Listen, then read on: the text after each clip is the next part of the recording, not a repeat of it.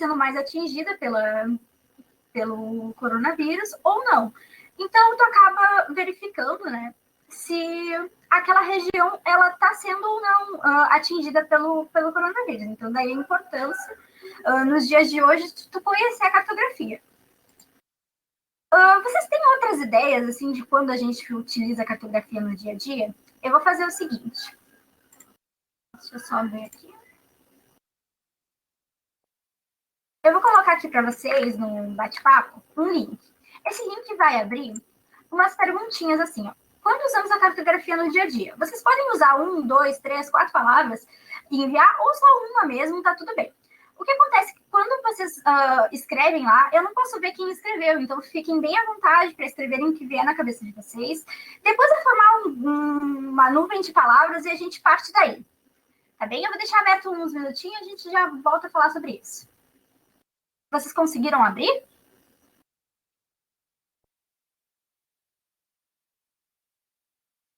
Ok.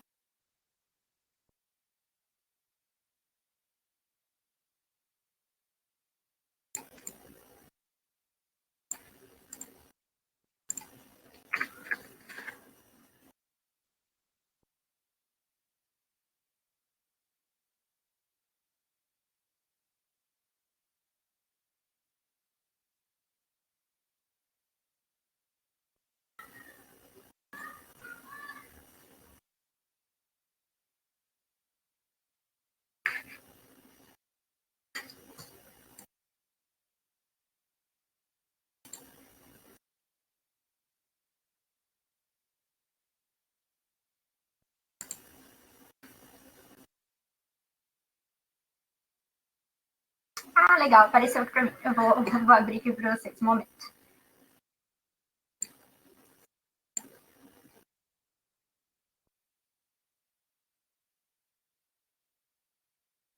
Tá. Eu não sei se vocês estão conseguindo ver. Vou... Opa.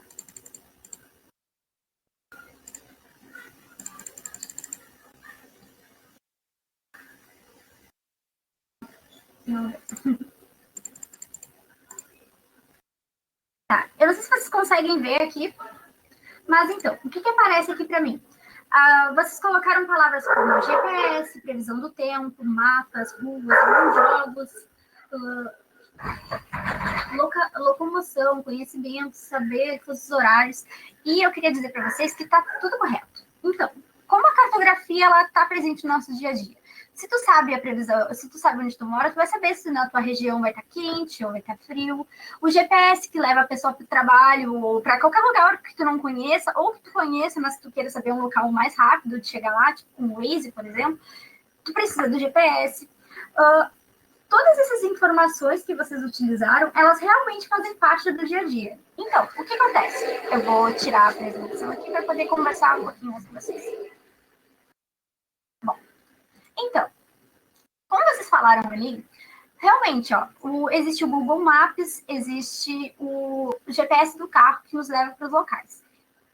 Outras coisas que existem também, a cartografia está aí para nos ajudar, seriam tipo o Uber, o 99, até não sei se vocês conhecem o Pokémon Go, que foi febre há alguns anos, eles usam a localização de onde tu tá para poder chegar em outro local. No caso do Pokémon Go, tu encontrava os Pokémons por aí, né?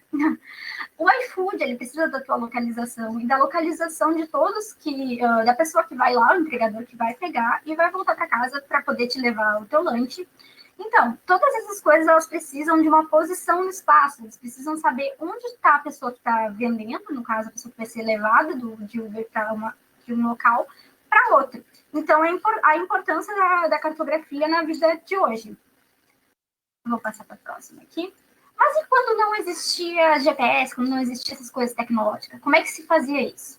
Por exemplo, se eu pedir para vocês me disserem como chegar na padaria da casa de vocês, provavelmente vocês vão dizer que sai de uma região, aí passa por uma árvore, ou passa por uma casa amarela, tem um açougue no caminho, talvez tem uma praça, tem uma igreja.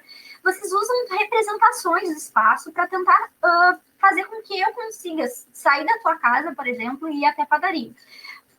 Isso é desde os tempos antigos. Eles souberam que eles tinham que fazer isso. Por exemplo, eles sabiam que perto de uma árvore grande, antiga, lá na antiguidade, tinha uma manada de bichos, vamos supor, para caçar. Então, eles planejavam isso com pintavam na parede das cavernas e tal, como fazer isso, para que outras pessoas também conseguissem chegar no mesmo local que eles.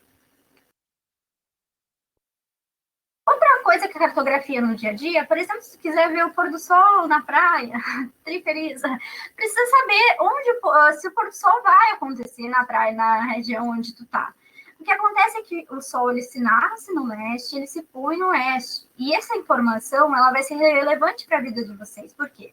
Às vezes, vamos supor que de dia tu consegue ver pelo sol onde é que é o leste e oeste. Se está perdido sem um celular, sem uma bússola, que é difícil de ter, ou um GPS. Outra coisa, se for de noite, se for de noite, existem outras possibilidades. Existem no Polo Sul e no Polo Norte dois tipos de constelação. No norte existe a estrela polar, que não aparece aqui para nós.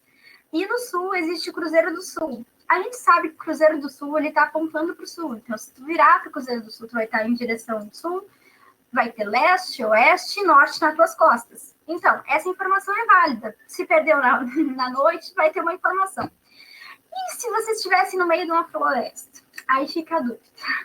Tá tudo cheio de vegetação, não dá para ver sol, tá nublado, não é noite, não dá para ver nada. O que daria para fazer? Olha, existe uma técnica também que é muito comum entre os escoteiros, que é, no caso, verificar a concentração de fungos, vamos supor assim. A parte lisa do fungo é a leste. Por que é a leste? E a parte cheia de fungos, a oeste. Por que isso acontece? Vamos lá. Voltar mais. O sol nasce no leste. Quando o sol está nascendo, a temperatura normalmente está mais baixa. E quando ele vai subindo no céu, vai ficando perto do meio-dia ali, é quando o sol está mais a pino, que fica mais quente. Do meio-dia até as 3 horas da tarde é o período mais quente. Então, quando tu tá lá na floresta, as árvores elas vão elas vão estar dispostas no local. E claro, a parte que vai ficar menos tempo no sol vai ser a parte a leste. A parte oeste vai ficar mais aquecida. E a parte mais aquecida é que tem mais fungos. Então, daria para se localizar, claro, tu vai pegar várias árvores e verificar isso, qual seria a direção. Tu conseguiria encontrar a direção também dentro de uma floresta, sem nenhum tipo de tecnologia. Vamos lá. Então, vamos tentar um jogo. Vou mostrar aqui para vocês. Deixa eu ver o segundo. Tá. Lembrei. Vamos tentar um jogo assim. Ó. Eu vou mostrar para vocês 4 mapas, tá? Observem bem os mapas. Ó. O que diz ali, o jeito que ele tá, o que tem nele. Observem esses 2 mapas. Observem esse mapa. E esse mapa. Eu vou voltar de novo. Prestem atenção. E aí eu vou mandar para vocês aqui um segundo coisinha desses que eu acabei de mandar. Só vou pegar um número aqui certinho.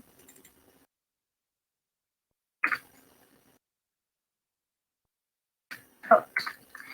Aí, a pergunta é, o que eles têm em comum, tá? Nesses mapas. Aí vocês podem botar ali as quantidades de coisas que vocês acharam que eles têm em comum. É tipo um jogo de 7 erros, só que é para achar coisas parecidas. E aí a gente vai conversar sobre isso daqui a pouquinho também.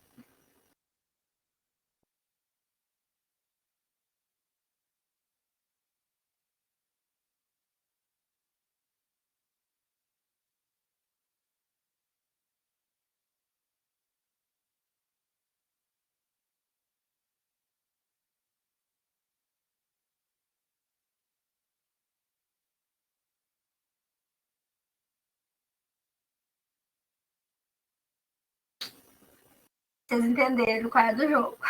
Já vou mostrar para vocês. Só aguardar mais um pouquinho.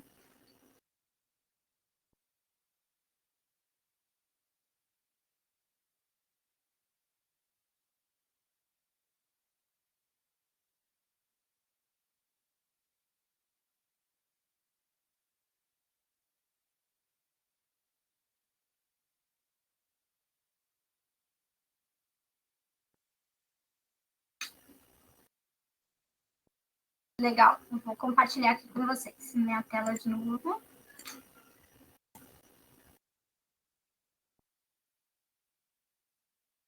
Bom, vocês estão vendo aqui que está aparecendo, né?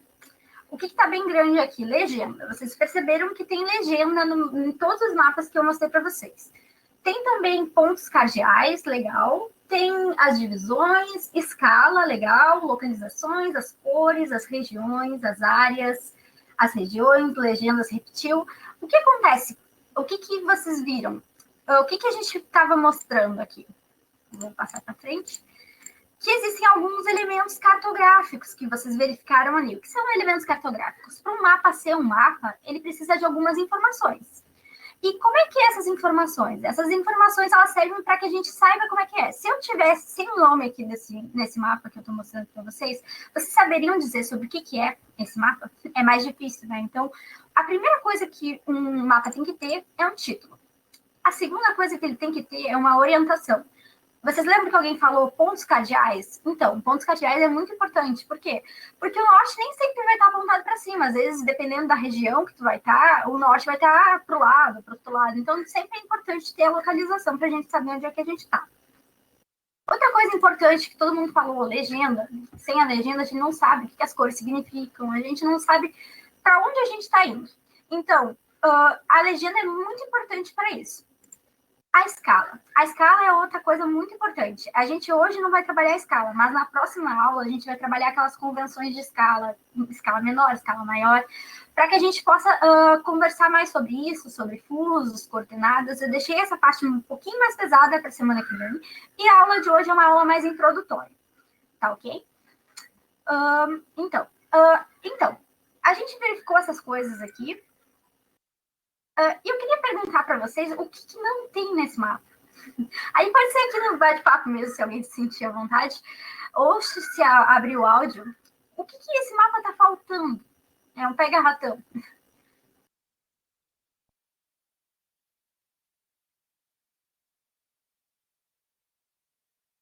Poderia ser, até ficaria mais fácil o nome dos estados. Ele quis só separar por área nesse caso, então acabou não ficando relevante, mas poderia ser importante o nome dos estados ali para votar.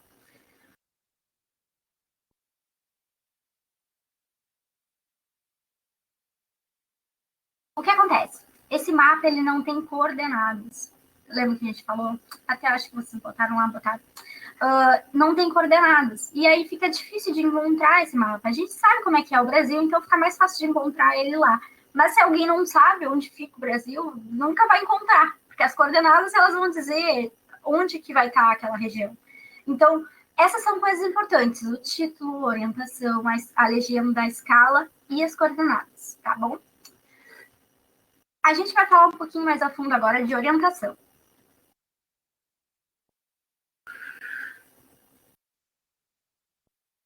Pode falar, Ellen. À vontade.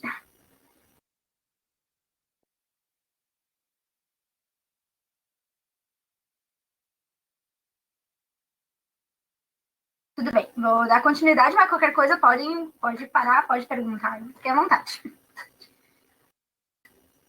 Uma coisa que a gente já deve ter ouvido falar, assim, nas aulas de vocês, não sei se era no ensino médio ou no ensino fundamental, foi das pontos cardeais, pontos colaterais, pontos subcolaterais. Eu resolvi trazer eles aqui para a gente dar uma retocada, vai que caia no Enem, já teve algumas vezes em que caiu, né, de localizar onde fica cada ponto cardeal, colateral, cardeal ou subcolateral. Então, vamos primeiramente aos pontos cardeais. O que cada ponto é, né? A gente já conversou sobre eles, norte, sul, leste, oeste. O norte é aquele que aponta para o polo norte. O sul, aquele que aponta para o polo sul. Geográfico. Lembrem disso que a gente já vai chegar lá. Leste. O leste ele também é conhecido como Oriente e é onde o sol nasce. E o oeste é onde o sol se põe. Então, oeste ou poente, também é chamado de ocidente, é onde o sol se põe, e leste é onde o sol nasce. Entre esses outros pontos que existem, vamos para pontos colaterais, vamos por partes. Desculpa. Entre o norte e o oeste, tu vai ter o ponto NO. O NO é o noroeste. E o NE, entre o norte e o leste, é o nordeste. Então, aqui vai ser o sudeste e o sudoeste. Vê que sudoeste já dá indicação para que lado ele está. Ele está sudoeste. Isso também vai acontecer com os outros. Os subcolaterais eles vão ficar na intermeio entre os pontos cardeais e os pontos colaterais. Então, o NE, vamos ver aqui, ó, Nord-Nordeste. Nord-Nordeste vai ficar entre o norte e o nordeste. E o deixa eu achar. Nordeste, ele vai ficar entre o nordeste e o leste. Isso aí é só para complicar. Normalmente não vai ser pedido, mas é importante a gente saber onde estão cada um desses pontos colaterais para que, caso caia, isso seja um ponto lá para vocês. Bom, como a gente já falou antes sobre a orientação, a bússola ela é uma ferramenta de orientação. Ela é muito antiga e ela mede o quê? Ela se move em relação ao magnetismo, né? Só que o magnetismo da Terra ele é um pouco complexo. Vamos por partes, assim. A bússola, ela tem um imã que dá para fazer na internet, até existem algumas experiências, não sei se vocês já viram. Mas existem umas ferramentas que tu faz, ela com uma agulha e um imã, tu consegue imantar e ela mostra o norte, é bem, bem bacana. O que acontece é que existe um declínio entre o norte geográfico e o dito norte magnético da bússola. Por que isso acontece? Por causa que a Terra não é plana, a Terra não é plana, não é, né? Não é isso. A Terra não é o círculo perfeito, né? Ela é achatada nos polos. Então, esse formato dela, a gravidade dela, no caso, o eixo dela inclinado, essas coisas acabam mudando, né? Acabam mostrando para nós que ela tem uma declinação magnética. Mas eu vou falar melhor sobre isso nas próximas slides. Peraí. Então, primeira coisa, lembra que eu falei para vocês que aquele era o norte geográfico? Porque existe outro norte, o norte magnético. Então, o norte geográfico é aquele que está lá a 90 graus do Equador. Então, ele é perfeitamente reto, maravilhoso, só que ele não existe. No caso, ele existe só para convenções, né, das escalas e tudo mais. Eles coincidem com as extremidades do eixo de rotação da Terra, no caso, com a superfície da mesma, né? Então, aí quando tu começa a falar de ímã, vamos voltar um pouquinho. Os ímãs, eles têm dois polos, né, negativo e positivo, eles servem, normalmente eles estão falando sobre repulsão e atração. Quando tu pega dois ímãs de lado positivo ou de lado negativo, eles se repelem. Quando tu pega um positivo ou um negativo, eles se atraem. Em relação à Terra, ela é um grande ímã. Por quê? O núcleo da Terra, ele é formado por líquidos formados de metais, né? Seriam o níquel e ferro. Esse níquel e ferro do nosso centro fazem com que a Terra seja um grande ímã. E esse grande ímã não é perfeitamente perpendicular ao polo norte, ao polo sul, por causa do formato da Terra. Aí a gente vai falar do formato daqui a pouquinho. Vamos lá. Essas duas imagens, elas são melhor representadas pelas imagens abaixo. Quando a gente tem uma experiência na internet também, essa daqui eu acho que eu salvei para mandar para vocês. Do Manual do Mundo, acho que vocês conhecem. Ele faz uma experiência lá com limalha de ferro, que é bem comum e bem antigo, e ele mistura isso com uma forma de ferro fluido, e aí fica um pouco mais aparente, tá? O que acontece é que salvem para ver depois, se vocês quiserem. No caso, o que acontece é que essas linhas de indução formadas aqui em cima, elas podem ser formadas por limalha de ferro. Sabe aquele açolã que tem lá para lavar louça? Se tu desmanchar aquilo e usar um imã, ele vai formar esses anéis na volta ali com a limalha de ferro, saindo de um polo e chegando no outro. Claro, é mais fácil de entender se tu verificar por aqui. Ele sai do norte e vai para o sul. No caso, é assim que acontece com os ímãs. Com o nosso planeta, deveria ser ótimo e perfeito assim, né? Sai do norte e vai para o sul. Só que o polo magnético da Terra é invertido. As coisas, essa energia, né? Ela sai do sul e vai para o norte. O que acontece aqui? É como se a Terra tivesse o polo magnético trocado, mas não é assim. É uma convenção. Por causa que isso daqui, o norte e o sul, foi feito questões históricas, claro, é muito mais antigo. Quando foram verificar essa relação do magnetismo com o planeta, verificaram que era o contrário. E não tem problema. O que eles fizeram, então? Eles fizeram com que a bússola, o norte magnético da bússola, apontasse para o sul magnético da Terra. Então, o norte da bússola vai apontar para o nosso norte geográfico, e está tudo ok. Mas era só para vocês entenderem esse conceito, assim, que o magnetismo lá da física, ele se encaixa na geografia também. Existem várias maneiras de estudar. Eu acho que essa maneira integrada entre as disciplinas faz com que vocês, quando vocês forem ver o magnetismo lá em física, vocês lembrem disso. E isso é muito importante. E tentando fazer essas conexões. Vocês ficaram com alguma dúvida, é só ir perguntando. Senão eu vou passar.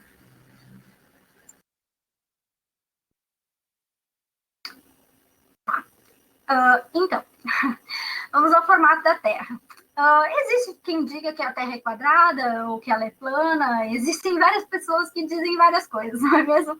Mas o que acontece é que, claro, ao longo do tempo foram feitas diversas convenções e se acreditou que a Terra era plana, se acreditou que a Terra tinha outros formatos.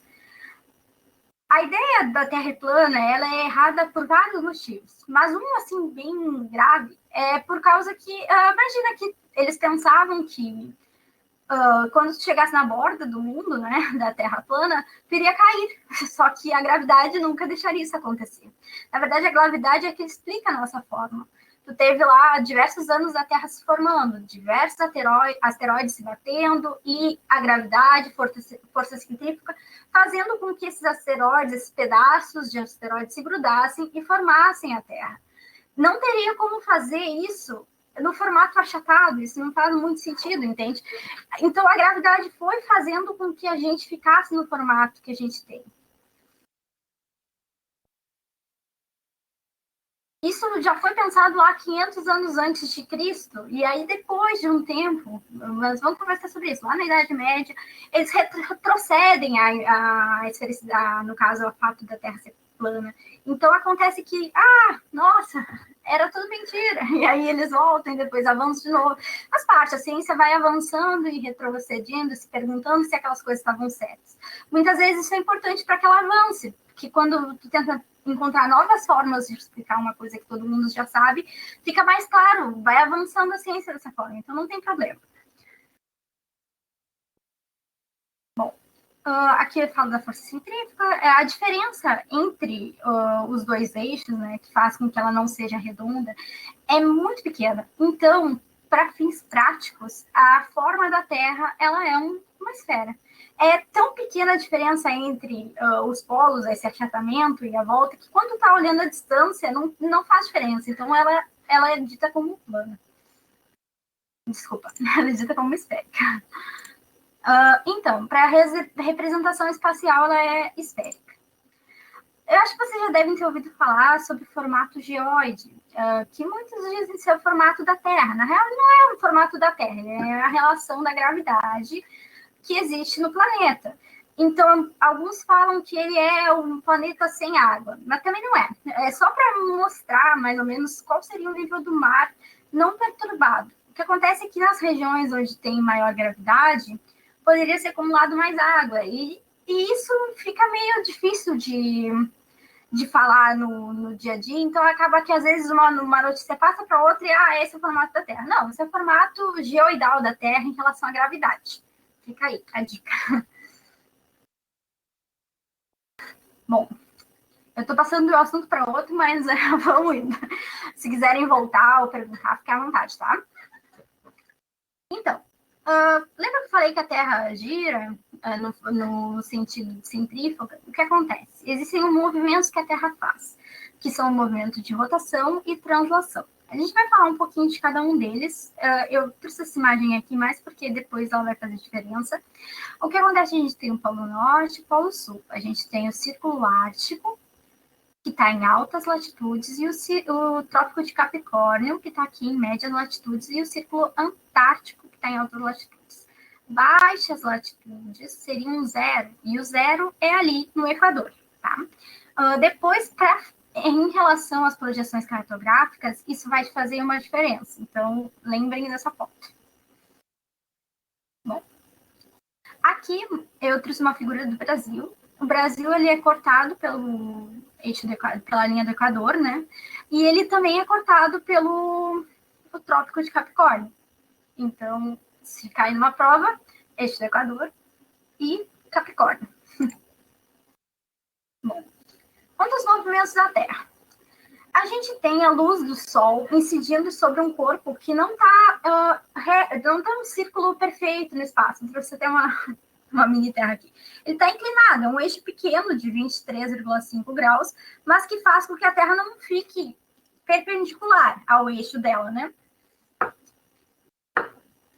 Vou falar um pouquinho de cada um dos movimentos. Então, a rotação é esse primeiro movimento em que a Terra gira ao redor dela mesma, né? Ela passa ali girando ao redor dela e girando ao redor do Sol. Ao redor dela, o movimento é chamado de rotação. O que acontece? Ela gira ao redor dela mesma. Esse movimento tem 24 horas, que é ao mesmo tempo do dia, né? Ele vai determinar dias e noites, porque ele vai estar girando ali ao redor do Sol.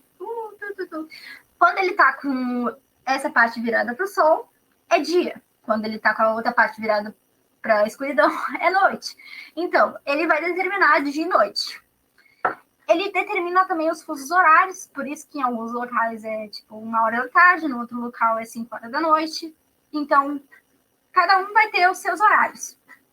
Cada parte do globo vai ter seus horários.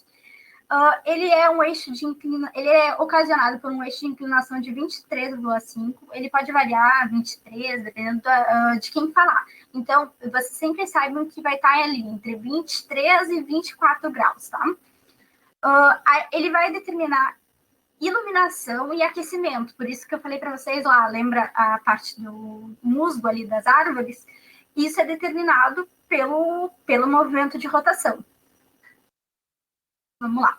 Movimento de translação. Quando, então, esse planeta está girando ao redor dele mesmo, ele também está girando ao redor do Sol.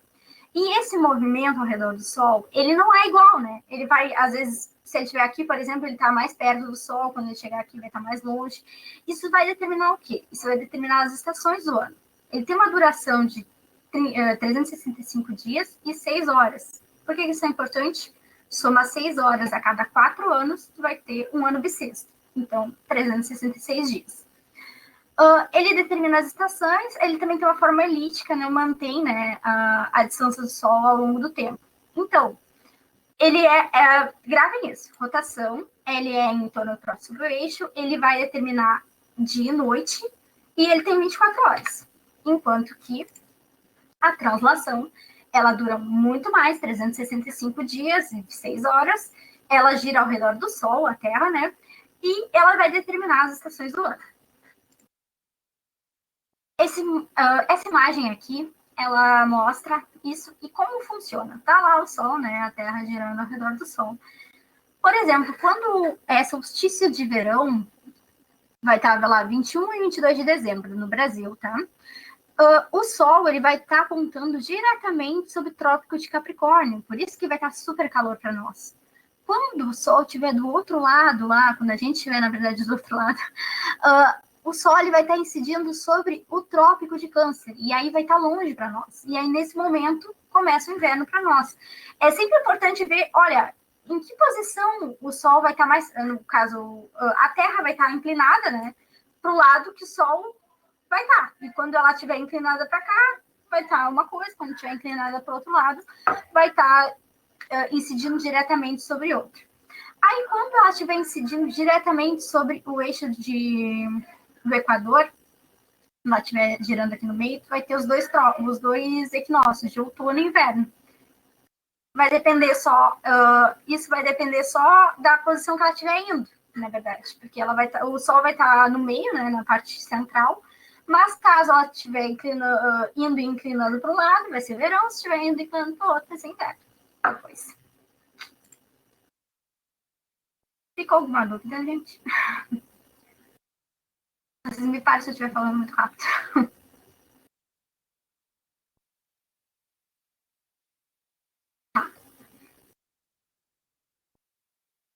Ok.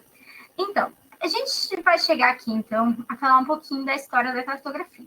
Lembra que eu falei que ao longo do tempo ela foi mudando? Então, a gente pode ver aqui nessa imagem 3 mapas. O que eles têm em comum? Nada, praticamente.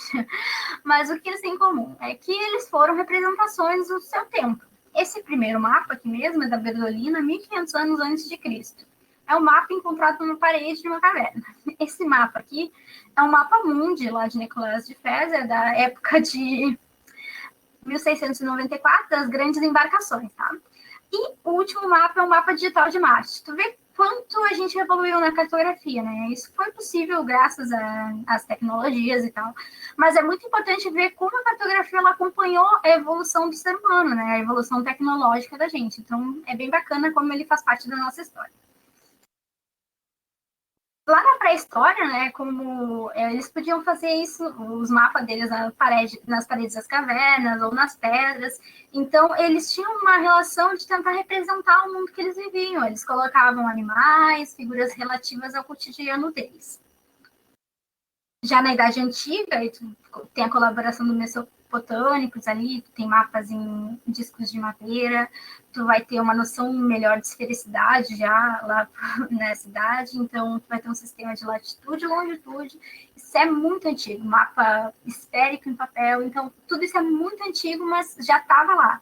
O que acontece é que a gente sofre lá um retrocesso na Idade Média, em razão das religiões e tal, tem um retrocesso que acaba anulando o conceito de felicidade, eles voltam a achar que a Terra é plana, e aí os mapas começam a ter esse formato, um formato teu, que representa um disco plano circundado por água. Aí, novamente, o avanço tecnológico, a gente tem a cartografia como ela é hoje, a gente tem drone trabalhando para isso, satélite, avião que tira fotografia aérea. Então, tu tem todas essas informações a nosso favor hoje em dia. Então, por isso que a cartografia evoluiu tanto.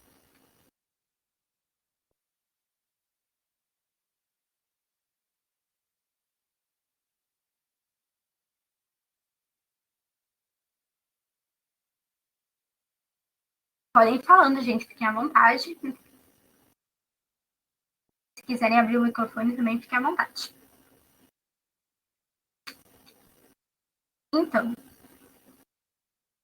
para passar uma coisa tridimensional, formato bidimensional, que é um mapa, existem distorções. É impossível que tu pegue uma folha de papel, enrole ela toda num círculo e ela saia perfeitamente. Então, existem distorções. A mesma coisa se tu pegar uma bergamota, tirar todos os gomos de dentro da bergamota, abrir aquela folha dela, não vai ficar perfeita. Existem distorções. E é por isso que a gente vai conversar um pouquinho sobre as projeções que tiveram ao longo do tempo para tentar representar o globo terrestre, tá? Bom, antes da gente começar, eu quero que vocês guardem 4 palavras-chave, tá? Equidistante, equivalente, conforme e afilático. Vamos falar um pouquinho de cada um. Equidistante. Como eu marquei aqui, distante, a parte ali, ela mantém a distância, tá? E distorce a forma e a área. Enquanto o equivalente mantém a área, mas vai distorcer a forma e os ângulos do teu mapa. Conforme, tu vai ter a forma e os ângulos preservados, mas tu vai ter a distorção do tamanho. E afilático não mantém correta nenhuma informação, mas minimiza, de uma forma geral, todas as distorções. Essa que a gente adotou, ela não tem nada correto, vamos dizer assim, mas ela tenta diminuir esses erros. Tá? Agora eu vou falar um pouquinho mais, para mais simples de entender. Bom, a projeção cilíndrica, ela é aquela que tu pega uma folha de papel e passa ao redor do globo. Tu pode passar ela nesse formato que tá aí, ou ao contrário. Depois a gente fala sobre isso. Vamos focar nesse fato. Se rolou o planeta numa folha de papel, pode ser um globo, até dá para fazer isso na casa de vocês. E a parte que tiver tangente ao globo vai ser a parte que vai estar mais correta. E as partes, quando tu vai afastando do equador, ali que é a parte do meio, tu vai ter maiores distorções. Eu vou falar um pouquinho melhor agora. Bom, vai cair, como é que cai isso normalmente, né, gente? Eles botam vários tipos de mapa E aí, vocês têm que, entre os mapas que tem, vocês têm que dizer qual que é a projeção cilíndrica, qual a projeção mercado, outras coisas. Como é que a gente vai saber? Como é que sabe, então? Na projeção cilíndrica, tu vai ter meridianos retos e paralelos retos, os meridianos verticais e os paralelos horizontais. Eles vão estar a 90 graus um do outro, 90 graus, tá? E a menor deformação vai ser na área tangente ao papel, no caso, o centro. E tu vai ter maior deformação nas altas latitudes, em cima e embaixo, próximos aos polos, entendeu? Já na projeção cônica, aí o que acontece? Na projeção cônica, tu vai ter um cone envolvendo o planeta. Quando tu faz isso, tu pode fazer como? Ou na parte norte ou na parte sul. Tu não vai conseguir englobar todo o globo assim. Então, como é que tu faz? Nesse daqui, tu vai ter meridianos, eixos inclinados, dessa forma, abrindo, né? E paralelos em semicírculos, nesses semicírculos aqui. Tu vai ter uma menor deformação nas médias latitudes e uma maior deformação nas baixas latitudes, né? Então, a melhor parte vai ser aqui no meio. E essa parte vai ficar localizada ali, normalmente onde está os Estados Unidos, a Europa, ou quem sabe ali o Japão. Eles vão ser bem localizados pela projeção cônica. Enquanto a gente aqui ia ficar bem ruim se fosse pelo norte, por exemplo. Só dá para fazer um hemisfério por vez. Já a projeção plana, ele vai pegar a folha de papel e vai colar em alguma parte do globo. Essa parte aqui de cima, ele colou na parte de cima, e aí ele vai ver o mundo todo a partir do Polo Norte. E né, quando ele olha o mundo todo a partir do Polo Norte, ele vai ter meridianos que, no caso, eles se abrem para as extremidades, e vai ter círculos completos equidistantes um do outro. O que acontece, ó, que aqui vai estar maravilhoso, muito bem representado, e tu vai indo para a ponta, vai ficando pior. Esse mapa, ele é o da ONU, agora eu vou mostrar para vocês, também tem um contexto histórico nisso. Tá? Tu vai ter uma deformação quanto mais longe do centro. Aí tem duas projeções que eu fiz para vocês para falar. A projeção normal de Mercator, que é essa daqui. O que ela tem? Ela é cilíndrica, perfeito. Ela é conforme. Lembra que é conforme? Ela mantém forma, mas não distância nem o resto todo, só a forma. A gente sabe que essa é a forma dos continentes, ok. Do cenário histórico em que ela foi feita, o Mercator, é ali nas grandes navegações do século XVI, então está ali o início do colonialismo, o mercantilismo. Essa visão que eles têm, eles colocam quem é que está no meio, né? Nessa parte do cilindro que vai ficar marcada. A Europa. A Europa que queria as grandes embarcações, que era importante na época. Então, tem a Europa no centro, sem distorções, e o Brasil lá embaixo, super distorcido, nem existia ainda, né? Estava recém surgindo, então ele não era importante, podia ser distorcido. Eles colocavam ali o norte como parte importante, e aí a parte do meio, né, e para cima também tem distorção, para baixo também tem distorção. Aí tu vai avançar para a projeção de Peters, que ela também é cilíndrica, assim como a projeção do Mercator, mas ela é equivalente. O que é equivalente? Equivalente é a que mantém forma, mantém distância. Ela está com as distâncias certas, as proporções certas, vamos dizer assim, porque realmente a África ela é muito maior do que os continentes norte-americanos aqui, muito maior que, no caso, o Brasil aqui, ele é menor do que o deserto do Saara, para você ter uma noção do tamanho do continente africano e como a gente é distorcido da realidade, sabe? Então, esse mapa é um pouquinho mais equivalente ao que realmente é. Eles... de que época ele é? Da época da Guerra Fria ali, Terceiro Mundo e tal. Ele começa a dar um valor para isso, para tentar representar as coisas como elas realmente são. Então, década de 60, 70, mais ou menos ali. Então, eles, a proporção correta, já a forma tá bem bagunçada, assim, não parece nada com a realidade. A projeção que a gente usa mais hoje em dia é a projeção de Robson. Essa é uma daquelas atláticas que eu mostrei para vocês, ela não mantém nem forma, nem distância, mas ela tenta amenizar, no caso, são os meridianos, eles são inclinados, ó, e os paralelos, eles são linhas retas. Boa pergunta. Eu acho que a geologia que estuda o formato dos planetas, dos continentes, ela é uma ciência antiga, né? Eles já vinham há anos procurando por isso. Agora, como esses sabiam disso, não tenho ideia. Mas eu posso procurar, na próxima aula eu trago para vocês. É uma ótima pergunta. Bom, a projeção, então tá, essa daqui é a que eles usam hoje em dia, até hoje é a mais utilizada. A projeção cilíndrica, ela pode ser de várias formas. Eu acho que vocês já ouviram falar de transversa de Mercator. O que é isso? É que em vez de pegar a folha lá, como eu mostrei para vocês inicialmente, ele pega ao contrário, a folha enrola ao contrário, e aí tu vai ter uma tangência diferente, né? Tu vai ter aqui uma tangência em relação ao meridiano de Greenwich, e aqui tu vai ter uma tangência em relação ao Equador. Aqui, no caso, oblíqua é em relação ao eixo da Terra. Tipo, existem várias formas de tentar representar, né, o nosso planeta. E aí, cada tipo vai ter a sua distorção. Aqui eu trouxe mais alguns tipos para vocês. Esse aqui é exemplo do gomo de bergamota lá, né? Esse daqui é um também que é bem usado, né? Mas é só para mostrar que existem várias mesmo. Normalmente, aquelas são as mais fedidas, por isso que eu preciso explicar para vocês. Lembra que eu falei do símbolo da ONU?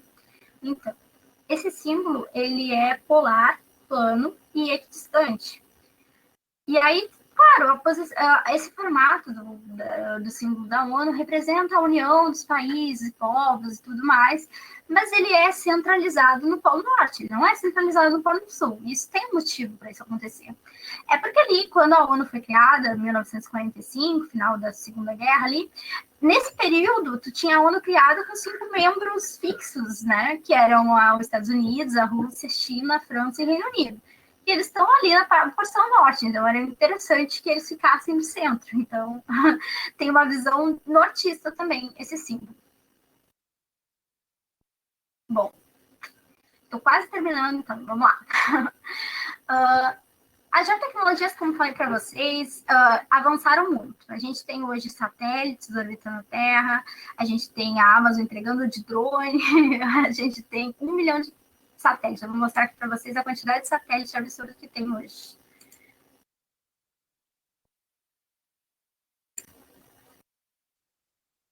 Vocês estão vendo esses pontinhos vermelho e azul aqui, gente?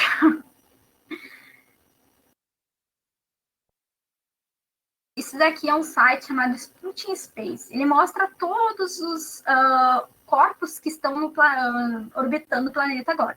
A maioria são satélites ainda em funcionamento, mas, claro, tem muito que já parou de funcionar e que ainda está lá, está preso a nossa órbita, né? Então, só para vocês terem noção, o SpaceX, não sei se vocês já ouviram falar, ele mandou 700, só em julho do ano passado, ele mandou 700 satélites para o espaço. Então, com o tempo, acho que talvez vão ser criadas algumas leis para controlar isso, né? Porque senão, até, eu não sei se vocês lembram que teve não sei se foi eclipse, acho que foi eclipse, que teve ano passado e que não foi conseguido ver porque tinha muitos satélites da SpaceX lá atrapalhando. Então, acaba até onde a gente pode fazer isso, né? Fica essas perguntas, essas reflexões para a gente daí. Eu vou tirar aqui. Mas acessem, vou botar aqui o site para vocês também, para vocês verem.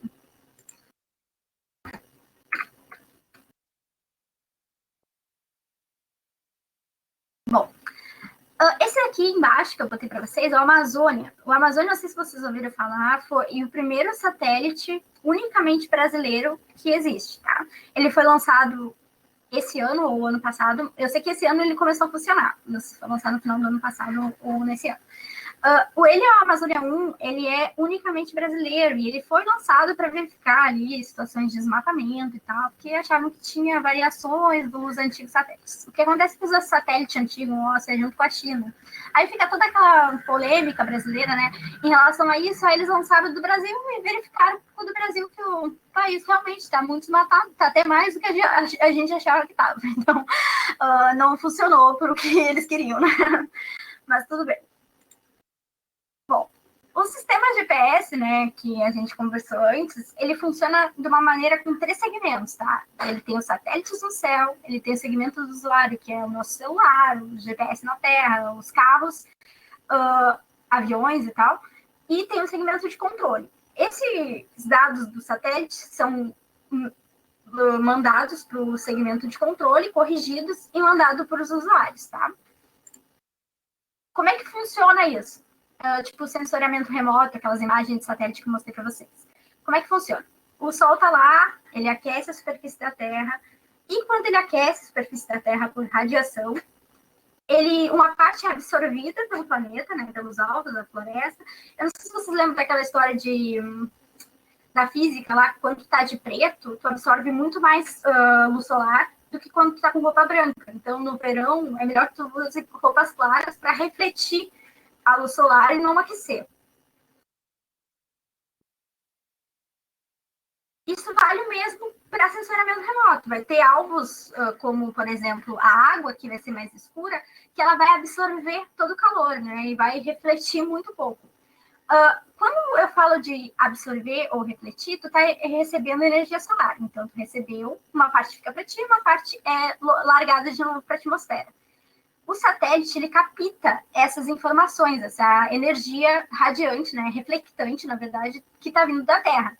Quando ele pega essas variações de cada alvo, por exemplo, uma parte que é rodovia, uma parte que é passagem, uma parte que é água, ele converge lá no satélite e consegue dar para nós as imagens de satélite. Eu estou explicando isso porque é possível que caia alguma coisa, já que o Amazônia 1 está aí pela primeira vez, né? Então, vamos torcer que sim. Então, se ficarem com alguma dúvida, me perguntem. Eu vou passar para frente porque eu queria mostrar um negócio. Esse aqui foi o Enem de 2019, tá? Ele caiu uma questão de censuramento remoto e o pessoal ficou tipo, uau! Eu mesmo nunca tinha visto isso antes da faculdade, então fiquei preocupada. Ele mostra a imagem que eu mostrei para vocês do Sol aquecendo a superfície do planeta, e aí ele pergunta: a geração da imagem por meio de tecnologia ilustrada depende do quê? Albedo dos corpos terrestres, profundidade do lençol freático, qualidade dos recursos minerais, movimento da translação planetária. Aí, qual seria a resposta? A resposta é A, mas o problema é, o que é albedo?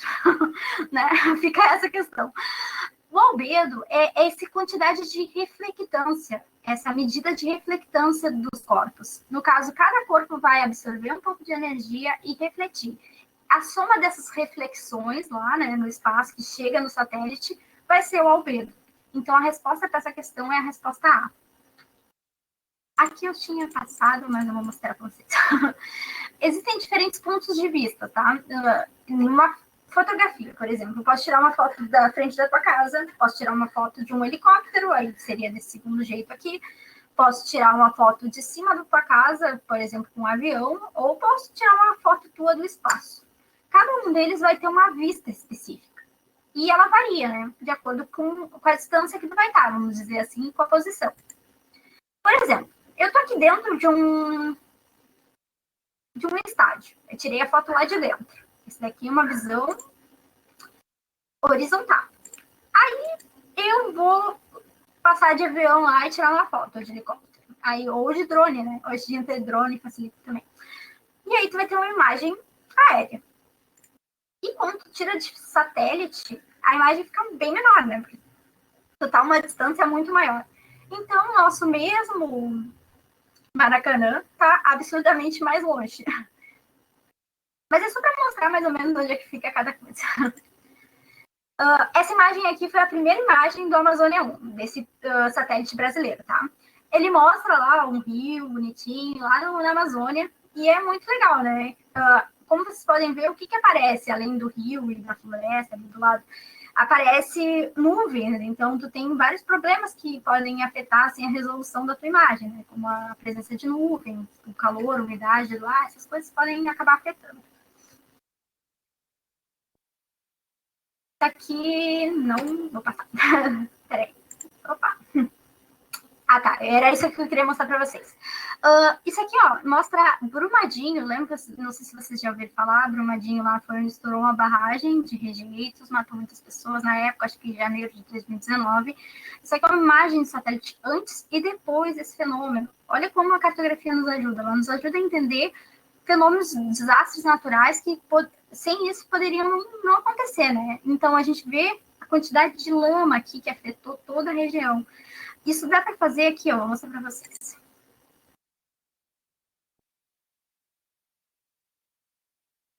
Existe um site chamado Google Engine, que ele tem uma ferramenta chamada Timelapse. Timelapse é uma viagem no tempo, tá? E essa viagem no tempo nos ajuda a entender fenômenos como desmatamento, tá? Eu vou olhar aqui desmatamento na Rondônia, selecionei aqui, Brasil. Aí ele vai lá procurar, só espera um pouquinho que tá indo.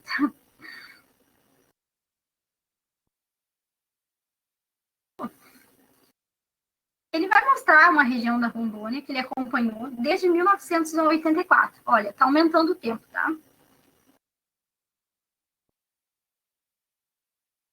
Ó, esse aqui é 84 e isso aqui é 2020. Vocês conseguem ver que em verde é floresta fechada, tá? Amazônia para nós. E em 2020, toda essa parte branca é desmatamento. Então, dá para notar absurdo que foi desmatado nesses 20 anos.